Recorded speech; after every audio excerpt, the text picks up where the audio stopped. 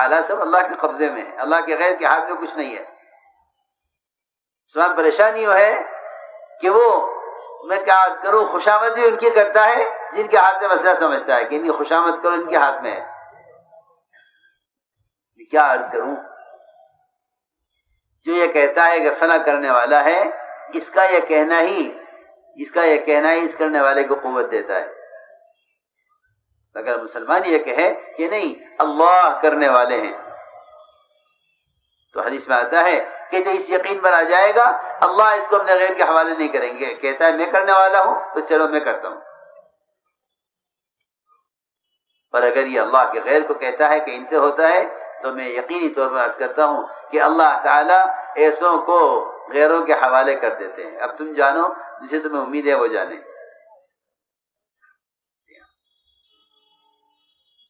اس لیے میرے دوستوں عزیزوں،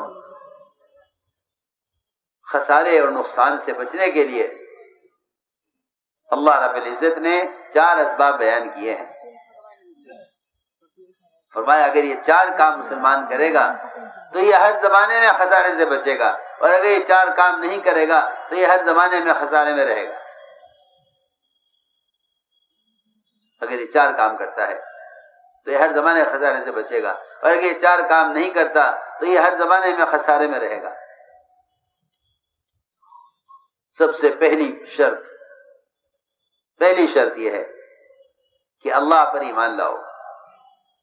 اللہ نے فرمایا خسارے سے وہ بچیں گے جو اللہ پر ایمان لائیں۔ الا الذین آمنوا، اس لیے کہ میں عرض کر چکا کہ ایمان کے بغیر جتنے وعدے دنیا میں مسلمانوں سے ہیں یہ وعدے پورے نہیں ہوں گے۔ ایمان کے بغیر جو وعدے دنیا میں ہیں مسلمان سے، یہ وعدے اللہ پورے نہیں کریں گے۔ اگر مسلمان یہ دیکھے کہ غیروں کو سب کچھ حاصل ہے جو ہمیں حاصل نہیں ہے، تو یہ تو بہت آسان سی بات ہے، سمجھنا۔ اگر مسلمان یہ کہے کہ غیروں کو سب کچھ حاصل ہے ہمارے پاس نہیں ہے، اس الجھن کو، اس غلط سوال کو اور اس غلط سوچ کو ختم کرنے کے لیے سب سے آسان راستہ، سب سے آسان بات یہ ہے کہ مسلمان یہ سوچے کہ جو اللہ کو نہ مان کر جہنم میں جائیں گے، کیا وہ وہاں تمہاری جنت کے طالب اور اس کو امیدوار ہوں گے؟ سوچو۔ اگر مسلمان دنیا میں یہ سوچے کہ جو ان کے پاس ہے ہمارے پاس کیوں نہیں ہے، تو جب وہ اپنی جیل میں ہوں گے تو کیا وہ اس کی امید کریں گے کہ جو جنت میں نعمتیں ہیں وہ نعمتیں ہمیں جہنم میں ملیں؟ ہم تو حیران ہیں کہ اس زمانے کا مسلمان غیروں کو اپنی ابدی جنت کی طرف لانے کے بجائے ان کی چھوٹی سی حقیر ختم ہو جانے والی دنیا کو حاصل کرنے کی کوشش میں ہے۔ یہ ہمیں کیسے ملے؟ اس لیے ایمان کی سب سے پہلی علامت اور ایمان کا سب سے پہلا تقاضا یہ ہے کہ جو کچھ ان کے پاس ہے پہلے تم اس سے اپنی نظر ہٹاؤ۔ اس لیے کہ وہ آدمی آخرت کا طالب ہو نہیں سکتا جو دنیا کا طالب ہے، وہ آخرت کا طالب نہیں ہو سکتا جو دنیا کا طالب ہے۔ کہ سب سے پہلے اپنی نظر کو اس سے ہٹاؤ۔ یہاں کوشش اور تمنا اور ساری دوڑ دھوپ اس کے لیے ہو رہی ہے کہ جو ان کے پاس ہے وہ ہمارے پاس کیسے آئے۔ حالانکہ کوشش کرنی چاہیے تھی کہ جو کچھ ہمارے پاس ہے، جو اللہ کا وعدہ ہم سے ہے دنیا میں امن اور سکون کا اور چین اور راحت کا اور آخرت ہمیشہ کی جنتوں کا، اس چین اور راحت کی زندگی پر یہ کیسے آ جائے، بجائے اس کے کہ یہ کوشش کر کے انہیں اپنی جنت کی طرف لاتا، بلکہ یہ خود ان کی وقت جنت کا حریص اور ان کے وقت جنت کا لالچی ہو گیا. اس لیے ہم نے عرض کیا کہ پہلی شرط ہے کہ اللہ پر ایمان لاؤ، کہ اللہ پر ایمان لاؤ، کیونکہ جتنے وعدے مسلمان سے ہیں یہ وعدے دنیا میں پورے نہیں ہوں گے ایمان کے بغیر. سنو، اللہ نے پہلی شرط لگائی ہے، وعد اللہ الذین آمنوا وعملوا الصالحات لَيَسْتَخْلِفَنَّهُمْ فِي الْأَرْضِ كَمَا اسْتَخْلَفَ الَّذِينَ مِنْ قَبْلِهِمْ وَلَيُمَكِّنَنَّ لَهُمْ دِينَهُمُ الَّذِي ارْتَضَىٰ لَهُمْ وَلَيُبَدِّلَنَّهُمْ مِنْ بَعْدِ خَوْفِهِمْ أَمْنًا يَعْبُدُونَنِي لَا يُشْرِكُونَ بِي شَيْئًا. یہ پوری آیت غور کر کے سمجھنے کی ہے کہ اللہ نے وعدہ کیا ہے ایمان والوں سے، اور وعدہ کیا ہے اللہ تعالیٰ کے حکموں کو پورا کرنے والوں سے کہ اللہ تعالیٰ ان کو دنیا میں سلطنت، اختیار، اقتدار اس طرح دیں گے جس طرح ان سے پہلوں کو دیا ہے،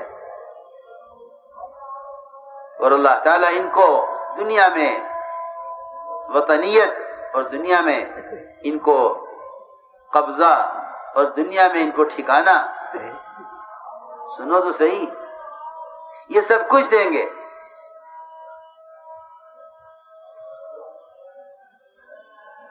لیکن شرط یہ ہے کہ اللہ تعالیٰ جس دین سے راضی ہیں، اللہ نے جو دین تمہارے لیے متعین کیا ہے، تم اپنے آپ کو اس دین کا تابع اور اس کا پابند بناؤ، تو تم سے اس کا وعدہ ہے. شرط یہ ہے کہ میرے ساتھ شرک نہیں کریں گے اور میرے علاوہ کسی کی عبادت نہیں کریں گے، یعنی میرے سوا کسی کی بات نہیں مانیں گے، میرے سوا کسی کی بات نہیں مانیں گے. یعبدوننی لا یشرکون بی شیئا، میری عبادت کریں گے، میری بات مانیں گے، میرے غیر کی بات نہیں مانیں گے. تو میرا وعدہ ہے ان سے کہ میں ان کو دنیا میں سلطنت، اقتدار، تمکن، وطنیت سب کچھ دے دوں گا. ورنہ اگر انہوں نے ذات پورا نہ کیا تو یہ خود اپنے گھر میں بے گھر ہوں گے. صاف تو بحث کرتا ہوں، اپنے گھر میں بے گھر، یہ اپنے گھر میں بے گھر ہوں گے، سیدھی بات ہے. اس لیے ایمان پر اللہ کی طرف سے ان وعدوں کے پورا ہونے کا، ان وعدوں کے پورا کرنے کا جو ضابطہ ہے وہ سب سے بنیادی چیز ایمان ہے کہ جو اللہ پر ایمان لائیں گے اللہ وعدے ان کے لیے پورا کریں گے. میں نے عرض کیا ایمان سب سے پہلی شرط ہے، یہ پہلی شرط ہے یہ کہ ہم وعدے پورے کریں گے ایمان والوں کے لیے جو ہمارے وعدوں کا یقین کریں. اس لیے حضور اکرم صلی اللہ علیہ وسلم صحابہ سے جو وعدہ کرتے تھے، صحابہ اس وعدے کے پورا ہونے کا ایسے انتظار کرتے تھے جیسے رات کا سونے والا صبح سورج نکلنے کا انتظار کرتا ہے. جی ہاں، یہ یقینی بات ہے کہ جو وعدہ ہے پورا ہو کر رہے گا. حضور اکرم صلی اللہ علیہ وسلم بیان فرما رہے تھے جو وعدے اللہ سے سنے ہیں وہ وعدے صحابہ کو بتلا رہے تھے. اس لیے کہ جو وعدہ اللہ کرتے تھے آپ سے، آپ وہ وعدہ فوراً صحابہ کو بتلاتے تھے کہ یہ ہوگا. سنو میری بات توجہ سے، ہم ان حالات میں اللہ کے غیر کو، ان حالات میں اللہ کے غیر کے وعدوں کا یقین کرتے ہیں اور وعدے جھٹلانے والوں کو ان کے وعدے یاد دلاتے ہیں. جی آپ نے یہ وعدہ کیا تھا، آپ نے یہ وعدہ کیا تھا. سنو میں کیا کہہ رہا ہوں. ہم وعدہ خلافی کرنے والوں کو ان کے وعدے یاد دلاتے ہیں، اس لیے کہ جو شخص مخلوق کے وعدوں پر قدم اٹھا لیتا ہے، مخلوق محتاج ہے، اللہ تعالی کے قبضے میں سارا نظام ہے، امور اللہ کے قبضے میں ہے. وہ اپنی قدرت سے ان سارے وعدوں کے پورا ہونے کو روک دیتے ہیں. مسلمان یوں پریشان ہوتا ہے کہ جب انہوں نے ہم سے وعدہ کیا تھا تو وعدہ پورا کیوں نہیں کیا. میں کیا بتاؤں، خبر نہیں کہنے کی بات ہے یا نہیں. یہ کہتا ہے جی ہمارا تو ووٹ ضائع ہو گیا. سب بات کیوں کہ ضائع تو اس لیے ہو گیا کہ اللہ کے غیر کا انتخاب کیا ہے. سیدھی بات ہے، صاف بات ہے، میں صاف تو بحث کرتا ہوں. جن وعدوں کی بنیاد پر انتخاب کیا تھا ان وعدوں کا پورا ہونا خدا کی قسم اس انتخاب پر نہیں تھا. ان وعدوں کا پورا ہونا تمہارے بدن سے نکلنے والے اعمال سے متعلق تھا. حکم توڑے اللہ کے اور وعدے پورے ہوئے نہیں، تو اب کہتے ہیں کہ ہمارا انتخاب غلط تھا کیونکہ ہم نے غلط انتخاب کر لیا یا یہ نے وعدہ خلافی کی ہے. نہیں، اس کے ہاتھ میں کچھ ہے نہیں. یہ بھی کہتے ہیں کہ اللہ کرنے والے ہیں، یہ بھی کہتے ہیں کہ ہمیں ان سے امید ہے. ساری مشکل آ کر یہاں پھنسی ہوئی ہے. اس لیے میں نے عرض کیا کہ حضور اکرم صلی اللہ علیہ وسلم نے اپنے صحابہ سے جب بھی وعدے کیے وہ وعدے برے حالات میں کیے تاکہ جن کے دلوں میں شک ہے، جن کے دلوں میں مادی چیزوں کا یقین ہے، وہ چھٹ کر ایک طرف ہو جائیں. آپ دیکھیے، غور کیجیے، جب بھی وعدہ کیا برے حالات میں وعدہ کیا. حدیبیہ صحابہ پر شرطیں لگائی گئی، حالانکہ بیت اللہ کسی کی جاگیر نہیں، اللہ کا گھر ہے، سب کے لیے ہے. اللہ کا گھر ہے، سب کے لیے ہے. پہلے گھر الگ الگ نہیں تھے، پہلے گھر سب کا ایک تھا. سب ایک گھر کے افراد تھے، سب ایک گھر کے افراد تھے. میں کچھ کہہ رہا ہوں، سب ایک گھر کے افراد تھے. شکلیں البتہ بنائی ہوئی تھی. یہ پانی کی شکل، یہ اولاد کے لینے کی شکل، یہ شفا کے لینے کی شکل، یہ مال کے لینے کی شکل، یہ غلہ لینے کی شکل، شکلیں بنی ہوئی تھی، مگر گھر ایک تھا. ہاں، مسلمان شکل پرست نہیں تھا. تو میں نے عرض کیا کہ جب صحابہ طواف کے لیے آئے اور عمرے کے لیے آئے تو ان کو روک دیا گیا کہ ہم عمرہ نہیں کرنے دیں گے. کیوں بھائی؟ کہ ہماری بات مانو، ہم عمرہ نہیں کرنے دیں گے. ساری شرطیں مانی گئی، ساری شرطیں مانی گئی غیروں کی، اپنی کوشش پوری نہیں ہوئی. اللہ تعالی نے اس وقت آزمایا کہ میں اس وقت اپنے بندوں کو یہ حکم دوں کہ واپس ہو جاؤ، عمرہ چھوڑ دو. میں دیکھنا چاہتا ہوں کہ اس وقت ان کے نزدیک میرا حکم زیادہ اہم ہے یا ان کا مقابلہ کرنا ان کے نزدیک زیادہ اہم ہے. صحابہ نے، روایت میں ہے عمر رضی اللہ تعالی عنہ اس پر بار بار کہتے تھے کہ کیوں ہم دب کر صلح کریں، کیوں نہ ہم عمرہ کریں. لیکن فرمایا حضور اکرم صلی اللہ علیہ وسلم نے کہ عمر، اللہ کا حکم یہی ہے، چلو. ابھی وہاں سے ہٹے نہیں تھے کہ سورہ فتح نازل ہوئی. حالانکہ آپ دیکھ رہے ہیں کہ فتح کی کوئی چیز نہیں ہے. ساری شرطیں ان کی مانی گئی، اپنی کوئی شرط نہیں مانی گئی. فتح کی کوئی چیز نہیں ہے، عمرہ نہیں کرنے دیں گے، آپ واپس جائیے. ساری شرطیں مان لی گئی ان کی، اپنی کوئی شرط نہیں مانی گئی. لوگ کہیں گے کہ ہار گئے. نہیں، ہارتے وہ ہیں جو حکم توڑ کر مقابلہ کرتے ہیں، وہ ہارتے ہیں. جو حکم پورا کر کے پیچھے ہٹتے ہیں وہ ہارتے نہیں ہیں. جو حکم پورا کر کے پیچھے ہٹتے ہیں اللہ تعالیٰ ان کی مدد فوراً کرتے ہیں.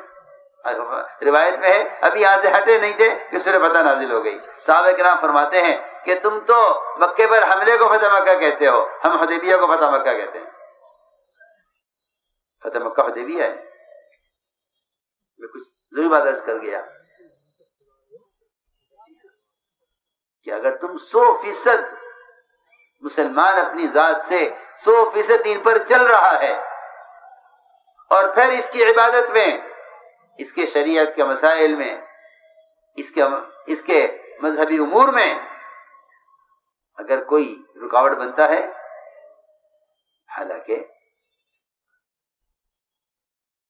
عمرہ فرض نہیں ہے، عمرہ فرض نہیں ہے، حج فرض ہے بے شک، اس عمرے سے روک دیا، کر لینا ابھی نہیں، کر لینا مگر ابھی نہیں۔ اللہ اکبر، سوچو میں کیا کہہ رہا۔ یہ مسلمان اپنی ذات سے پورے دین پر چلتے ہوئے ایسی رکاوٹوں کے آنے پر اللہ کے حکم کو دیکھے گا تو اللہ تعالی مدد فوراً لے آئیں گے۔ فتح مکہ سے روکنے کی وجہ سے ہوئی ہے، انہوں نے اپنا کام پورا کیا کہ ہاں ٹھیک ہے موقع دو ان کو کہ تمہیں روکے، رک جاؤ ہم دیکھتے ہیں بھائی، مگر شرط یہ ہے کہ تم پورے دین پر چلو گے تو ہم تمہیں باطلی مقابلے میں کامیاب کریں گے، کیونکہ پورے دین پر چلنے والے کے مقابلے اگر باطل آئے گا تو پھر الزام باطل پر ہے، آپ پر نہیں ہے۔ مولانا اسد علی سے ایک صاحب نے سوال کیا، عجیب سوال کیا، کہا حضرت کیا بات ہے، مسلمان کو نہ اقتدار ملتا، نہ حکومت ملتی، نہ بادشاہت ملتی، ساری صدارتیں، وزارتیں، بادشاہتیں، اختیارات، مال، اسباب، مادی طاقتیں، قوتیں، کمائی کی شکلیں، سب پر ان کا قبضہ۔ حضرت عجیب بات فرمائی، حضرت نے فرمایا کہ اللہ کا دستور یہ ہے کہ دین کے وہ احکام جن کو پورا کرنے پر مسلمان کو پورا اختیار ہے، اگر یہ ان احکام کو پورا نہیں کرے گا تو جو چیزیں اس کے اختیار سے باہر کی ہیں اللہ تعالیٰ مسلمان کو ان پر قبضہ اور قابو کبھی نہیں دیں گے۔ اور واقعی اس کو سمجھنے کے لیے آسان مثال یہ ہے کہ اگر کوئی باپ اپنے بیٹے کو کوئی چھوٹی سی دکان کرا دے،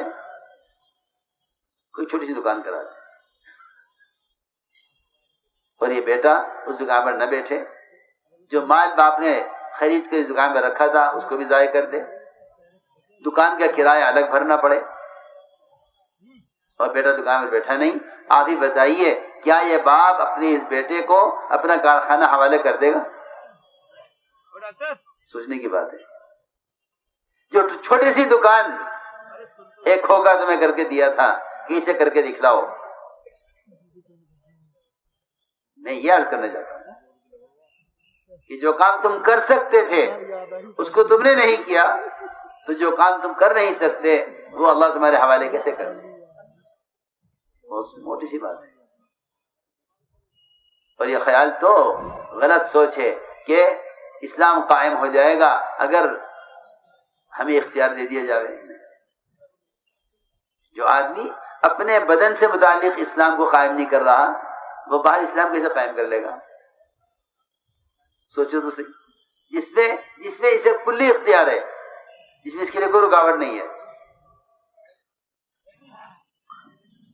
میں نے عرض کیا کہ وعدے پورے ہوتے ہیں یقین کرنے والوں کے لیے جو حکم پر قدم اٹھاتے ہیں۔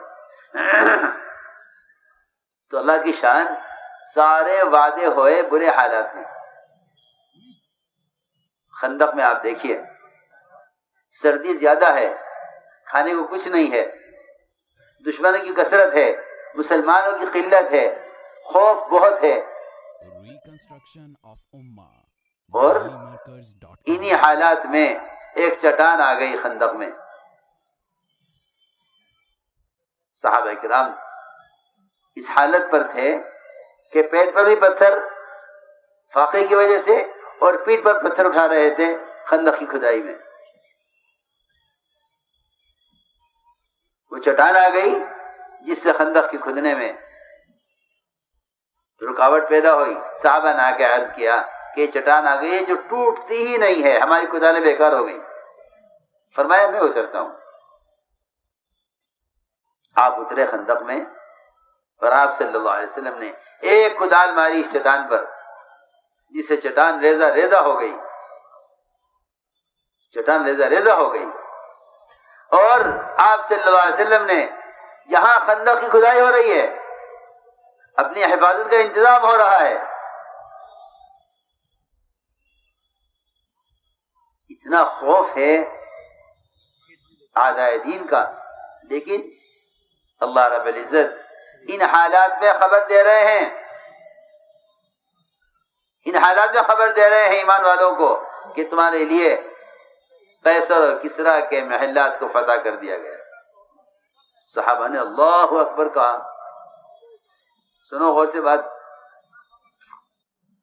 ہم بھی سنتے ہیں تعلیم, ہم بھی بیٹھتے ہیں تعلیم کے حلقوں میں, ہم بھی باتیں سنتے ہیں, مگر ہماری بیماری یہ ہے اور ہماری کمزوری یہ ہے اور ہماری غلط سوچ یہ ہے کہ ہم وعدے سن کر حالات کو دیکھتے ہیں کہ حالات کیسے ہیں, حالات پورے ہوں گے, یہ حالات, ان حالات میں وعدے پورے ہوں گے نہیں ہوں گے. میں آپ سے یقین و عرض کرتا ہوں کہ وعدے سن کر حالات کو دیکھنا منافقین کا کام تھا اور وعدے سن کر حکم کو دیکھنا ایمان والوں کا کام تھا. لیکن تو حکم کیا ہے, کیونکہ سارے وعدے حکموں کے ساتھ ہیں. منافقین وعدے سن کر حالات دیکھتے تھے. جب خندق میں آپ نے قیصر کسریٰ کے محلات کی خبر سنائی تو منافقین نے یہ کہا کہ بھلا ان کی بات کون مان لے گا, ان کی بات کا یقین کون کر لے گا. سوچو تو صحیح, ایک آدمی کا یہ کہے کہ میں کروڑ پتی ہوں اور میرے پاس اتنی بڑی مالیت ہے اور اتنی بڑی حکومت ہے, اور اس کے پاس کچھ کھانے کو نہ ہو, تو کوئی یقین کر لے گا؟ کوئی یقین کر لے گا بھائی؟ منافقین کو یہ الجھن تھی کہ جب اللہ ان سے قیصر کسریٰ کے محلات کے فتح ہونے کی خبر انہیں سنا رہے ہیں اور یہ ہمیں سنا رہے ہیں, تو جو اللہ ان کے لیے ان ملکوں کو فتح کرنے کی خوشخبری دے رہے ہیں وہ انہیں کھانے کے لیے کیوں نہیں دیتے؟ یہ الجھن. ہاں سنو, یہ میں عرض کرنا چاہتا ہوں, یہ شک ہے اس زمانے میں مسلمان کے دل میں, یہ شک اس زمانے مسلمان کے دل میں ہے جو شک اس زمانے میں منافق کے دل میں تھا. ہاں, یہ شک اس زمانے مسلمان کے دل میں ہے جو شک اس زمانے منافقین کے دل میں تھا کہ جب اللہ کے یہ وعدے ہیں تو یہ وعدے پورے کیوں نہیں ہو رہے ہیں, حالات ایسے کیوں ہیں.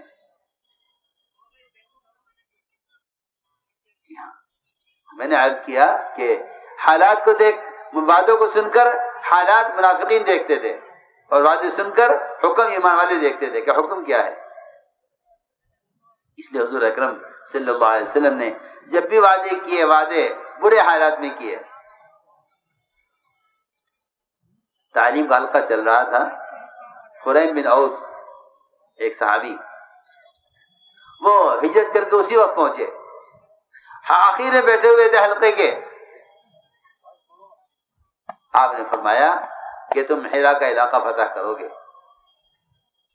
اور جب وہ تمہاری جماعت وہاں داخل ہوگی اس علاقے میں تو وہاں تمہیں ایک لڑکی ملے گی, شیما بنت بقیلہ اس کا نام ہوگا, بہت خوبصورت, کالی اوڑھنی اوڑھے ہوئے, زیورات سے لدی ہوئی, بہت مالدار شہزادی, وہ تمہیں ملے گی. یہ آپ بیان کر رہے ہیں اپنے زمانے میں, بیان کر رہے ہیں اپنے زمانے میں. اس وقت ایک نئے صحابی ہجرت کر کے آئے, خریم بن اوس, حلقے میں پیچھے بیٹھے ہوئے, وہیں سے کھڑے ہوئے عرض کیا کہ یا رسول اللہ, لڑکی آپ بیان کر رہے ہیں یہ مجھے دے دیجیے. فرمایا تمہاری ہو گئی, تم لے لو.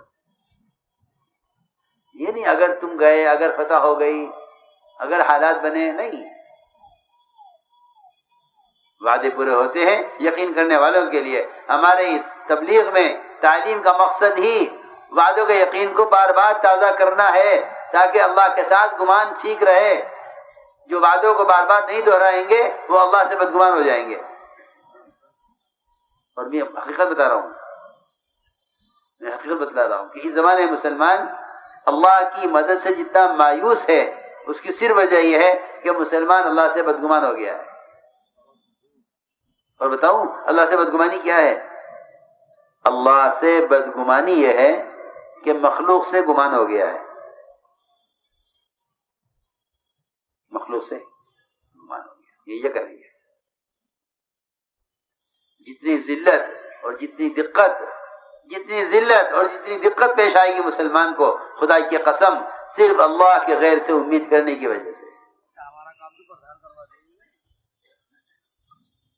اللہ تو سب کو فقراء کہہ رہے اور ہم فقراء کے سامنے ہاتھ پھیلا رہے۔